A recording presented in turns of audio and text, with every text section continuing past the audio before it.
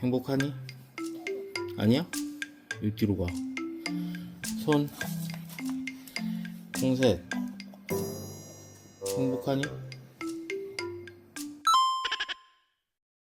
나의 반려동물은 행복할까? 반려동물과 행복하게 살 수 있는 인테리어 팁을 오늘 알려드리겠습니다. 행복하니? 저는 저의 강아지가 행복할 거라고 믿어 의심치 않는데요. 근데 또 강아지의 생각은 좀 다를 수도 있겠죠. 저는 반려동물을 기르게 될 줄 몰랐어요. 어떻게 반려동물을 내가 기를 수 있을까? 라는 생각을 굉장히 많이 했는데 지금 생각해보면 최근까지 굉장히 잘한 선택이었다라고 생각을 하는 것 중에 하나이고, 또 저는 정서적으로 감정적으로 도움을 굉장히 많이 받았습니다. 그래서 그 도움을 받은 만큼 우리 강아지가 행복했으면 좋겠고, 그 행복하려면 어떤 것들 도움을 줄 수 있을까?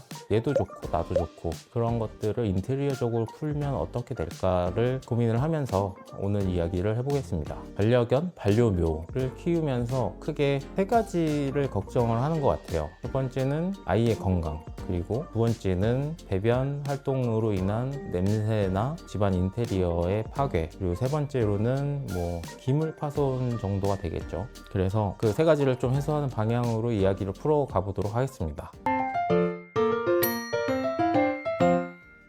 반려동물이 행복하게 살 수 있는 첫 번째 팁, 첫 번째, 미끄럼에 대한 이야기입니다.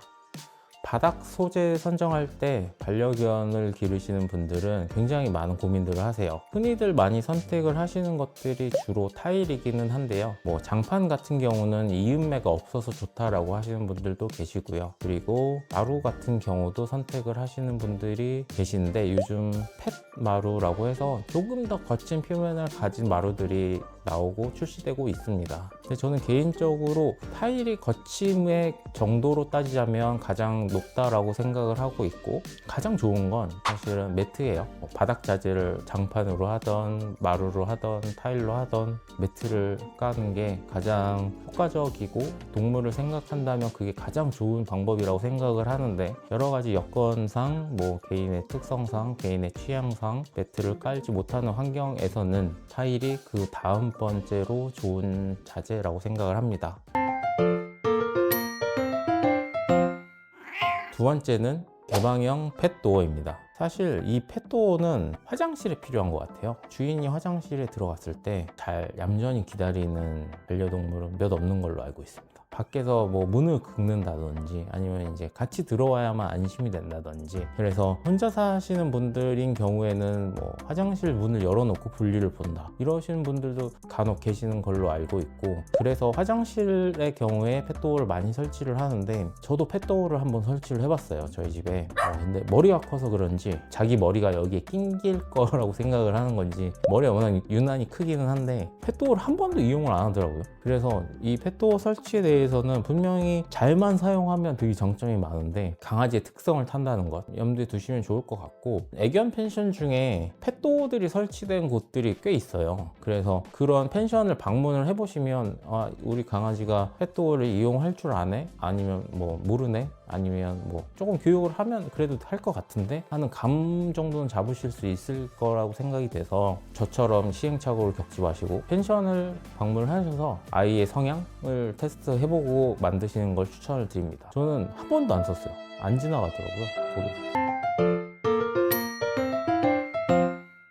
세 번째, 창문에 대한 접근성 높이기입니다. 저희가 카페 앤 바를 운영하고 있습니다. 지금 잠시 공사 중인데 곧 다시 오픈을 하거든요. 바바크에 오시면 홍셋을 볼 수 있어요. 제가 매장에 있을 때 강아지랑 같이 있거든요. 홍셋이 항상 길가를 보고 엎드려 있어요. 바깥에 지나다니는 사람들을 보는 방향으로 해서 엎드려서 사람들을 구경하고 손님을 맞이하고 했었거든요. 그것처럼 강아지는 좀 집에 혼자 있으면 아무래도 심심하지 않을까? 이게 사람으로서 사는 생각이긴 하지만 창문 보는 걸 좋아하는 것 같은 느낌을 주는 강아지들이 꽤 많더라고요. 그래서 창문으로 접근을 할 수 있게끔 계단을 설치를 해둔다던가, 아니면 창문에 이제 좀 엎드려 있을 수 있도록 창문 턱에 조금 소파 같은 느낌이 나게끔 연장을 해준다던가, 이런 식으로 창문 근처에 접근성을 높여주면 강아지가 창문을 밖을 바라보면서 조금 답답함을 덜 느끼지 않을까 하는 생각이 있습니다.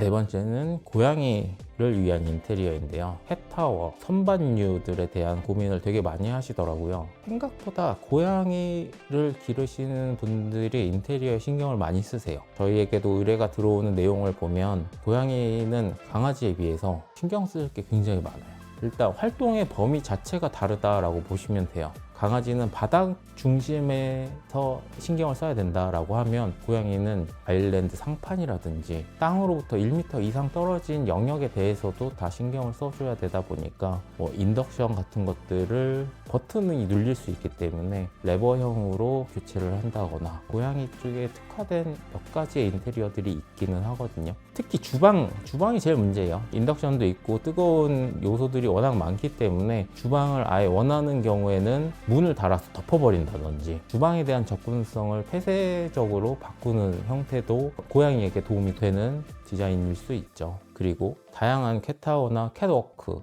이런 것들을 조형물을 통해서 설치를 해서 고양이가 놀 수 있는 공간을 만들 수도 있겠습니다.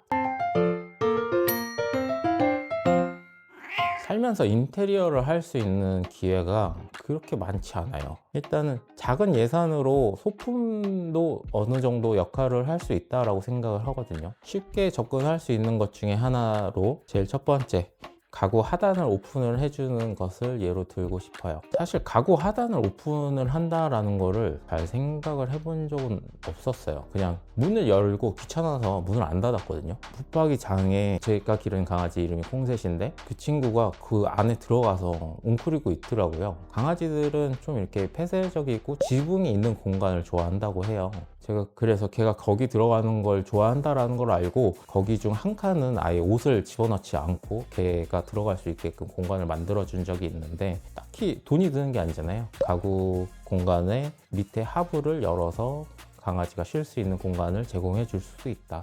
이게 작은 팁일 수 있을 것 같고요. 두 번째로는 책장과 캣타워의 조합이에요. 외국에 보면 그런 인테리어가 굉장히 많은데 계단형 구조인 거예요. 계단형. 사실 우리나라에서 계단형 책장을 구하기는 쉽지는 않아서 제가 추천드리고 싶은 방법은 MDF 박스를 사는 거예요. MDF 박스를 사서 가볍게 조립을 해서 MDF와 MDF를 이어주다 보면 계단의 형태가 쉽게 나올 수 있고 캣워커 식으로 고양이가 오르락 내리락 하면서 이제 좀 한 군데에서 쉬기도 하고 그런 시간을 보낼 수 있는 거죠. 근데 그 MDF의 박스들은 다 수납 공간으로 활용을 할 수 있고 인터넷에 보면 굉장히 MDF 박스를 다양한 색상의 뚜껑도 달 수 있고 뭐 MDF 박스에 맞는 서랍 바구니 뭐 이런 것들도 많이 팔고 해서 되게 적은 돈으로 쉽게 응용을 하실 수 있는 인테리어라고 생각을 합니다.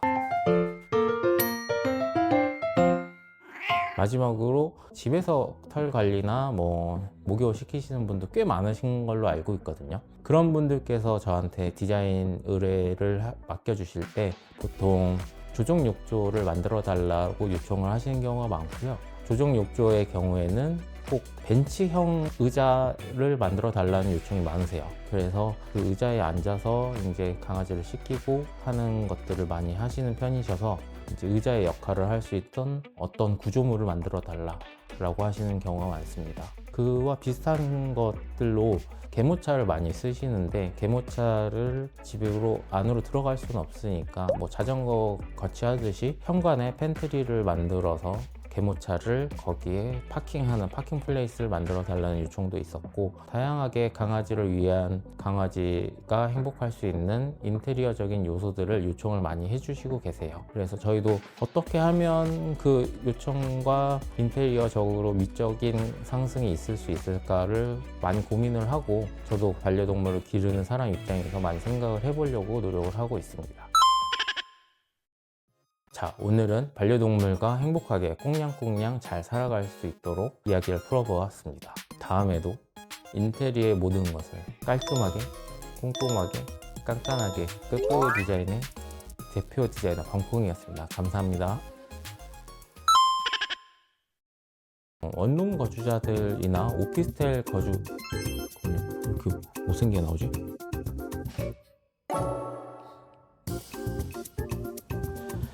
최근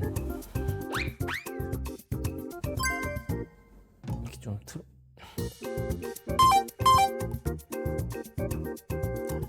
얼굴이야 뭐 원래 못생겼으니.